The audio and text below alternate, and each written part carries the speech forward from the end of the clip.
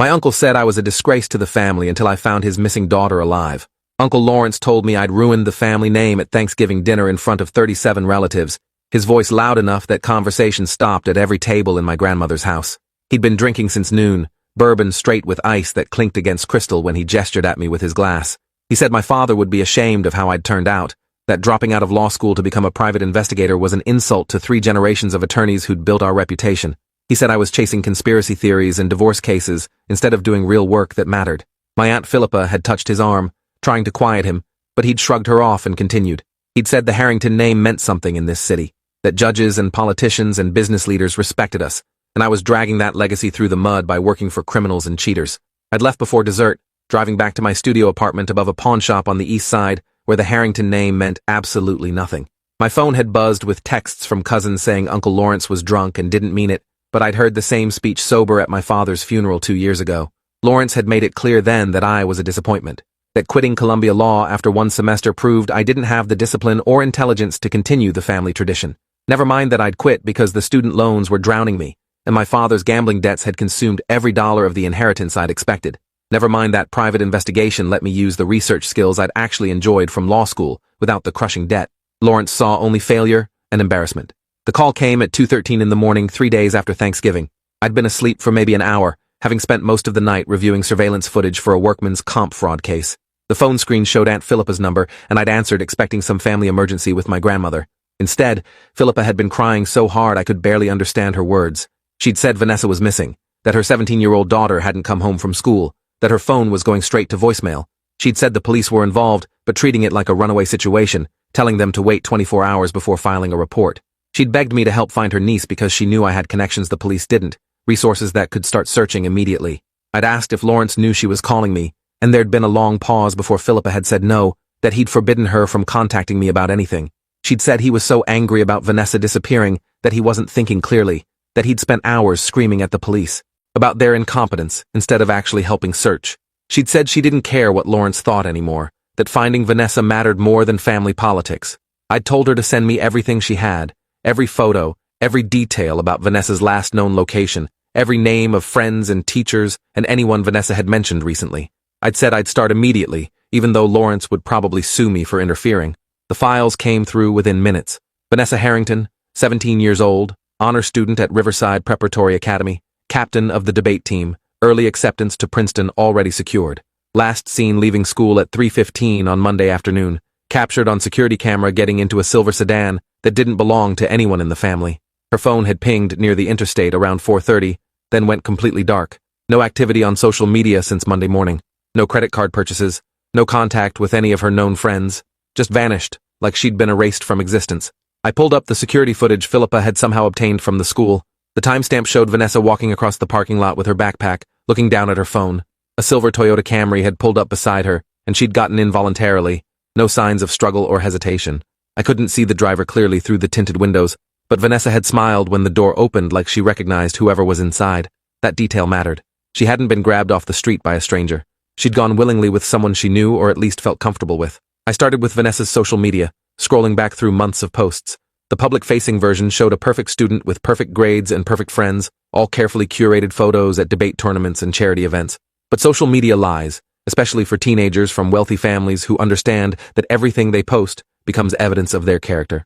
I needed to see what Vanessa was really thinking, who she was really talking to, what she was hiding from her parents. I called in a favor from a hacker named Desmond, who owed me for not turning him in on a previous case.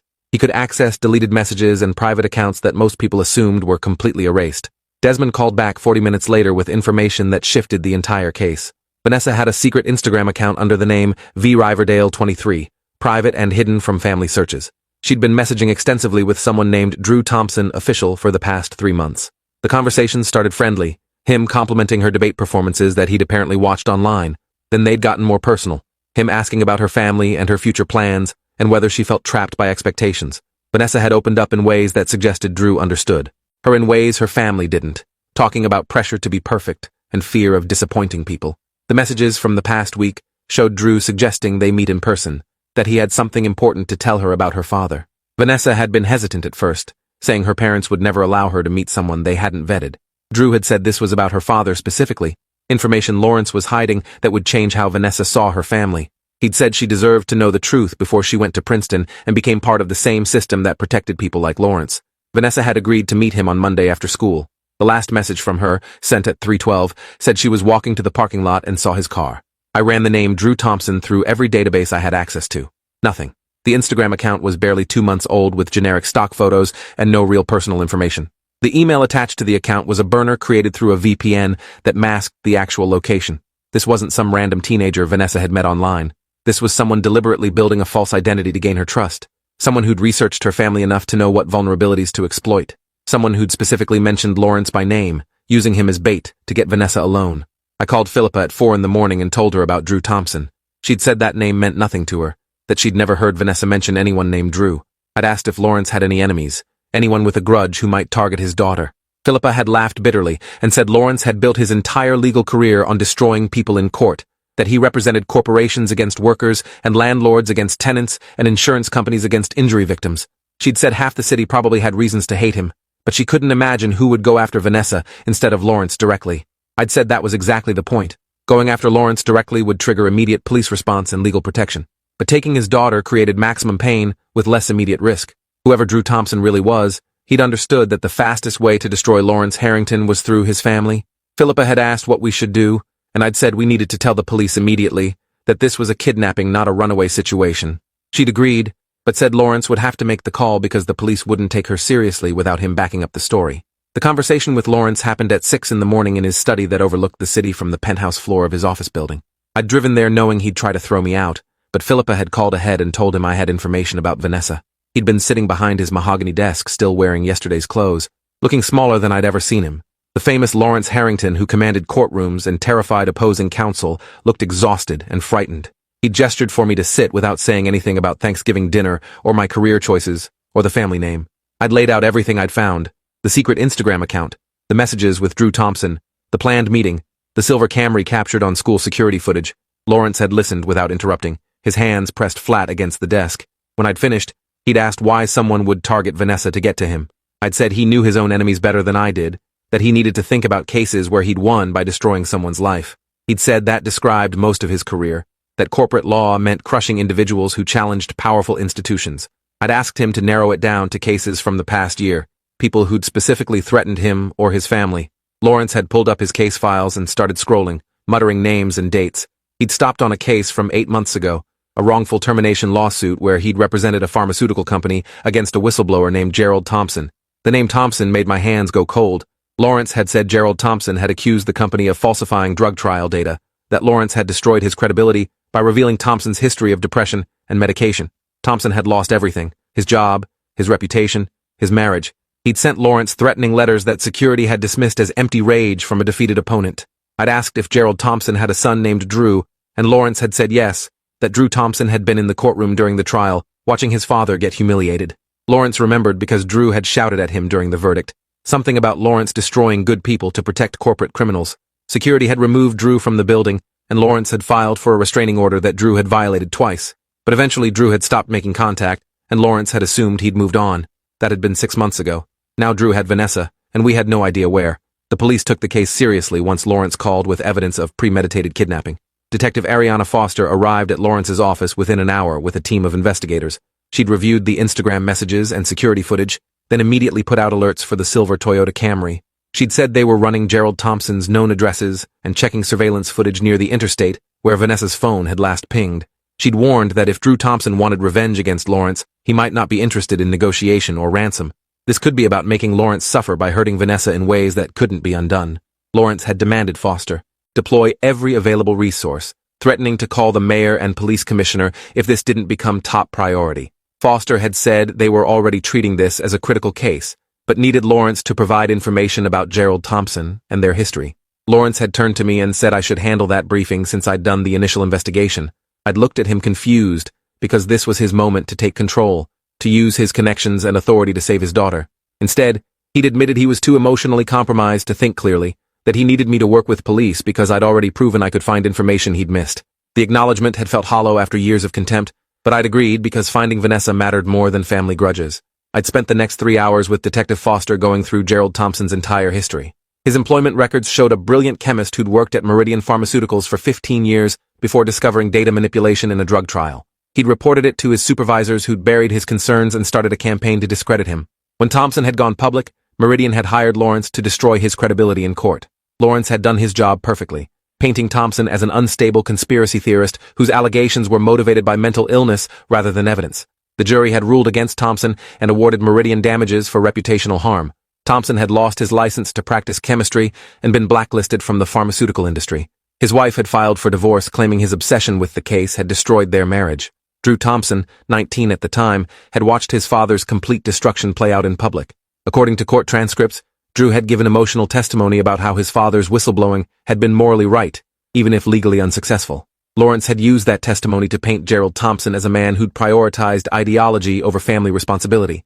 Foster had tracked Gerald Thompson to an apartment in the industrial district where he'd been living alone since his divorce. Officers found him passed out drunk, surrounded by newspaper clippings about Lawrence Harrington and Meridian Pharmaceuticals. Thompson had been incoherent when questioned, initially claiming Drew was visiting family out of state. But when Foster had shown him the Instagram messages between Drew and Vanessa, something had broken in Gerald Thompson's face. He'd started crying and saying this wasn't supposed to happen, that Drew had promised he was done seeking revenge, that they'd agreed to rebuild their lives without Lawrence Harrington in them. Foster had asked where Drew would take Vanessa, and Gerald Thompson had said he didn't know, that Drew had his own apartment somewhere in the city, but had stopped giving his father the address months ago. Thompson had said Drew blamed Lawrence for destroying their family, that he'd become obsessed with making Lawrence feel the same loss and helplessness Thompson had experienced. Foster had asked if Drew was violent, and Thompson had said not physically, that Drew wanted Lawrence to suffer emotionally and psychologically, the way Thompson had suffered when his reputation and career were destroyed in court. The search for Drew Thompson's address consumed the next 6 hours. Foster had teams checking rental records and utility bills and employment databases. I'd focused on the Instagram messages, looking for any clues about where Drew might have taken Vanessa. One message mentioned a place where they could talk privately without anyone finding them, somewhere that represented everything wrong with Lawrence's work. Vanessa had asked what he meant, and Drew had said she'd understand when she saw it. That cryptic reference felt important, but I couldn't decode it without more information about Drew's thinking. I'd called Desmond again and asked him to pull Drew Thompson's digital footprint from the past year. Everything he'd searched, everywhere his phone had pinged, any online activity that might reveal his location. Desmond had said that would take time, but he'd prioritize it.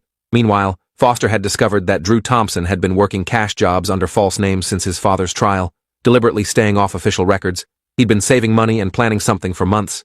The premeditation suggested this wasn't an impulsive kidnapping, but a carefully orchestrated revenge plot with specific goals. Lawrence had been pacing his office making calls to contacts in law enforcement and private security. He'd offered a $50,000 reward for information leading to Vanessa's safe return. He'd hired a private security firm to conduct parallel investigation efforts. He'd called in favors from judges and prosecutors he'd worked with over his career. Watching him operate reminded me why he'd been so successful in his field. He knew how to mobilize resources and pressure systems. But for the first time, I'd seen him admit that power had limitations, that money and connections couldn't guarantee his daughter's safety against someone motivated by revenge rather than profit. Desmond called back at 7 in the evening with a breakthrough. He'd traced Drew Thompson's most frequent location pings to an abandoned warehouse in the riverfront industrial zone. The warehouse had belonged to Meridian Pharmaceuticals until 5 years ago, when they'd shut down that facility and moved production overseas. The building had been sitting empty since then, scheduled for demolition but delayed by environmental cleanup requirements. Drew had been accessing that location regularly for the past 2 months, his phone pinging from there at odd hours.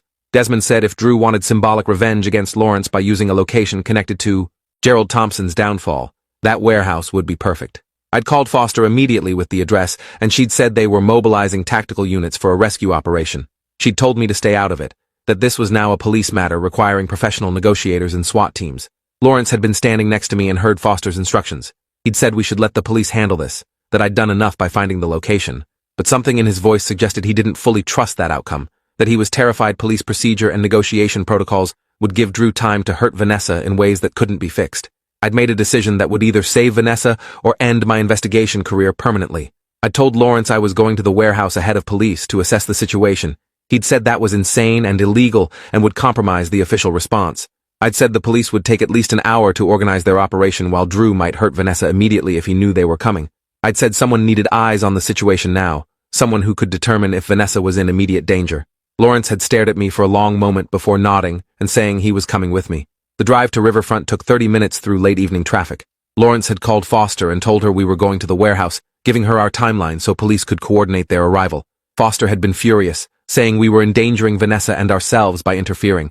Lawrence had said we'd maintain distance and only observe unless Vanessa was in immediate danger.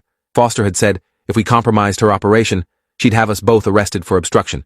Lawrence had agreed to those terms and ended the call. The warehouse loomed against the evening sky, a massive concrete structure with broken windows and graffiti covering the lower walls. The parking lot was empty, except for a silver Toyota Camry parked near a side entrance. I'd pulled over a block away and turned off my headlights. Lawrence and I had approached on foot, staying in shadows between other abandoned buildings. The side door was propped open with a brick, suggesting Drew wanted easy access.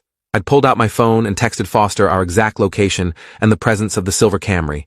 She'd responded saying tactical units were 15 minutes away and we should not enter the building under any circumstances. I'd looked at Lawrence and seen him staring at that open door with an expression I'd never witnessed before. Fear. Real terror about what might be happening to his daughter inside that building. He'd whispered that he couldn't wait 15 minutes, that every second might matter if Drew was hurting Vanessa. I'd said we needed to be smart about this, that rushing in could escalate the situation. Lawrence had pulled out his phone and opened an audio recording app. He'd said, if we were going in, we needed to document everything for legal protection and evidence. I'd agreed and started my own recording. We'd entered through the side door into a corridor that smelled like mold and decay. Emergency exit signs provided dim green lighting that barely penetrated the darkness. I could hear voices echoing from somewhere deeper in the building, one male and one female. The female voice was crying, begging someone to let her go. Lawrence had grabbed my arm hard enough to hurt, his entire body rigid with rage and fear. I'd pulled up a building schematic on my phone that Desmond had sent earlier, showing the warehouse layout. The voices were coming from the old production floor in the center of the structure. We'd moved slowly through the corridor, trying to stay silent despite debris crunching under our feet. The voices got clearer as we approached the production floor. I could hear Drew Thompson now, his tone calm and controlled. He was telling Vanessa about his father's case, describing in detail how Lawrence had used Gerald Thompson's medical history against him in court. He was explaining how Lawrence had deliberately portrayed his father as mentally unstable rather than addressing the actual evidence of pharmaceutical fraud. Drew said Lawrence had destroyed a good man's life to protect corporate criminals who'd falsified drug trials that could hurt people. Vanessa had been crying and saying she didn't know any of this, that her father never talked about his cases at home. Drew had said that was the point, that Lawrence compartmentalized his destruction of people's lives so he could sleep at night. He'd said Vanessa needed to understand who her father really was before she followed him into the same corrupt system. He'd said Princeton and law school would turn her into another Lawrence Harrington, someone who protected the powerful by crushing the powerless. He wanted her to reject that path and help him expose what Lawrence had done. Lawrence and I had reached a vantage point where we could see onto the production floor without being visible ourselves. The space was enormous, old machinery creating shadows everywhere. In the center, under a skylight, Vanessa sat in a metal chair with her hands zip-tied behind her back. She wasn't visibly injured, but her face was red from crying, and she kept looking around frantically. Drew Thompson stood in front of her holding a phone, recording video of her while he talked. He looked exactly like the photos from his father's trial, early 20s with dark hair and intense eyes that suggested obsession rather than rational thinking. Drew had been explaining that he was going to release the video of Vanessa denouncing her father's corruption, that it would go viral and destroy Lawrence's reputation more effectively than any lawsuit. He'd said Vanessa's voice condemning Lawrence from inside a Meridian Pharmaceuticals warehouse would be poetic justice, using Lawrence's own daughter to expose his crimes. Vanessa had been shaking her head and saying she wouldn't do it, that she didn't even know if what Drew was saying was true. Drew had said the truth didn't matter as much as perception, that the video would raise questions about Lawrence's ethics that would follow him forever. Lawrence had moved before I could stop him, stepping out onto the production floor and shouting Drew's name. Drew had spun around, surprised, the phone dropping from his hand. Vanessa had screamed for her father and started struggling against the zip ties.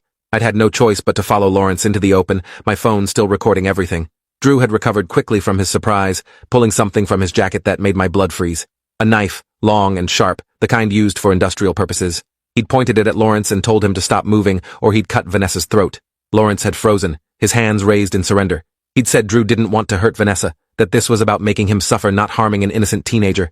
Drew had laughed bitterly and said Lawrence had no right to talk about harming innocents, that Lawrence had destroyed his father who was also innocent. He'd said Lawrence's entire career was built on protecting guilty corporations while demolishing good people who tried to expose wrongdoing. He'd said it was time Lawrence experienced loss the way Gerald Thompson had experienced it, watching helplessly while someone you love was destroyed. I'd been calculating distances and angles, trying to figure out if I could reach Drew before he could hurt Vanessa. Too far. At least 30 feet with Drew positioned behind Vanessa's chair where he could easily follow through on his threat. I'd said Drew's name and he'd shifted his attention to me. I'd said I knew about his father's case, that I'd read all the trial transcripts and evidence.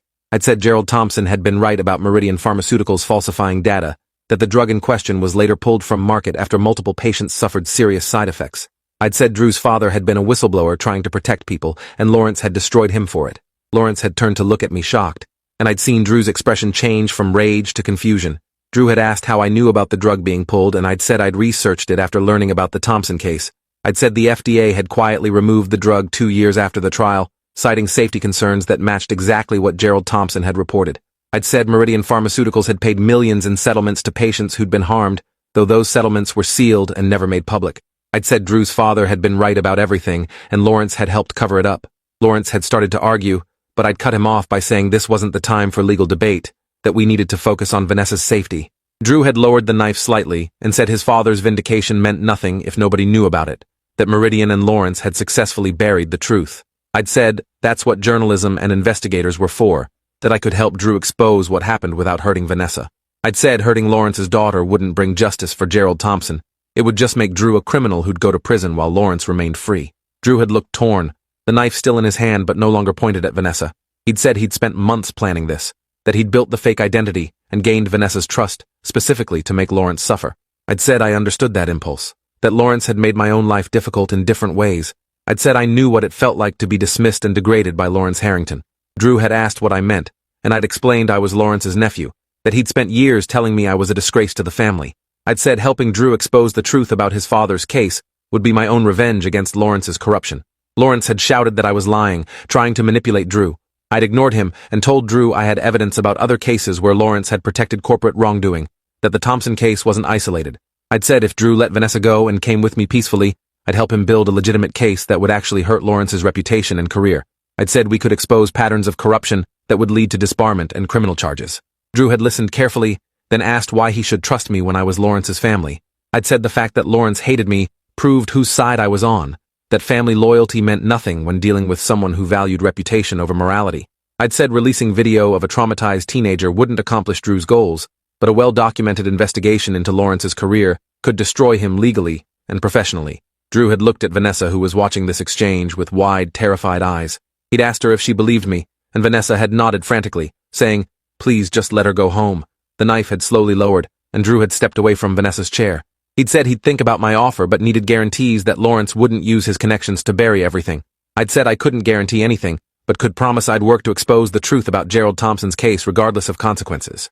Drew had been nodding when the production floor suddenly filled with red laser dots from tactical team rifles aimed at him from multiple directions. Detective Foster's voice over a loudspeaker had ordered Drew to drop the weapon and step away from the hostage. Everything happened in seconds. Drew had panicked and grabbed Vanessa, pulling her up from the chair with the knife against her throat. Foster had shouted for him to release her. Lawrence had screamed Vanessa's name.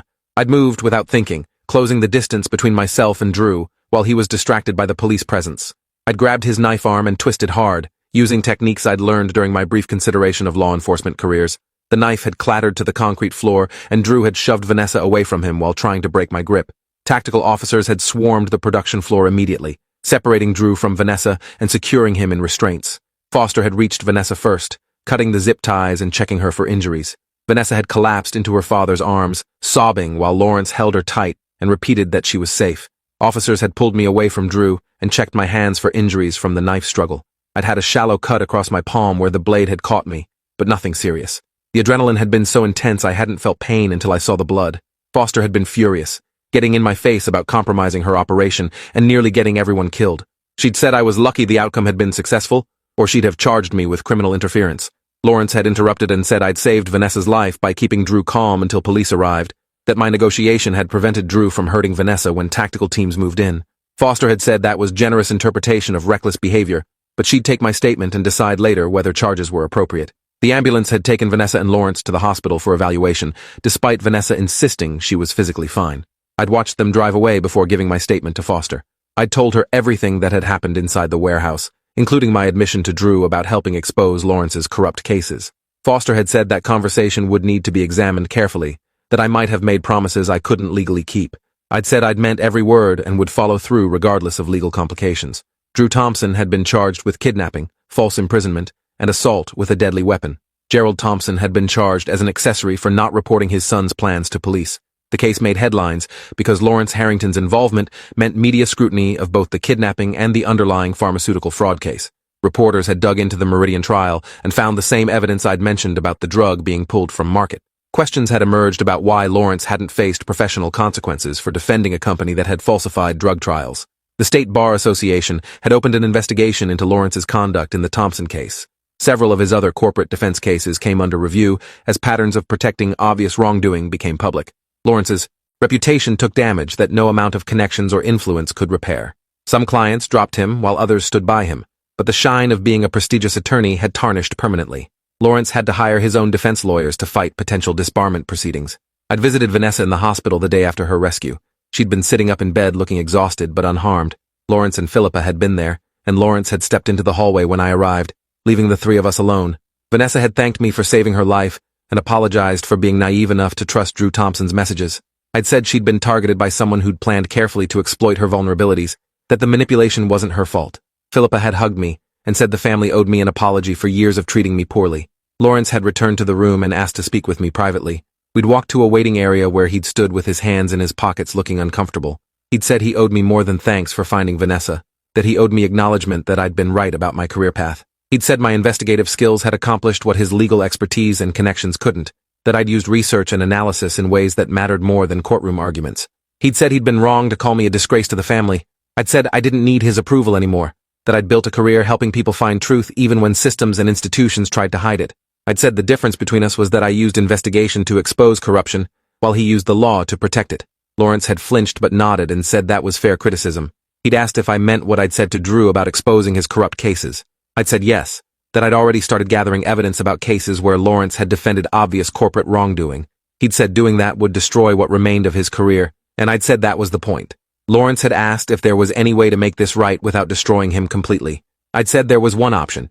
He could cooperate with bar investigations, admit wrongdoing in cases where he'd knowingly protected fraud, and work to reform corporate defense practices.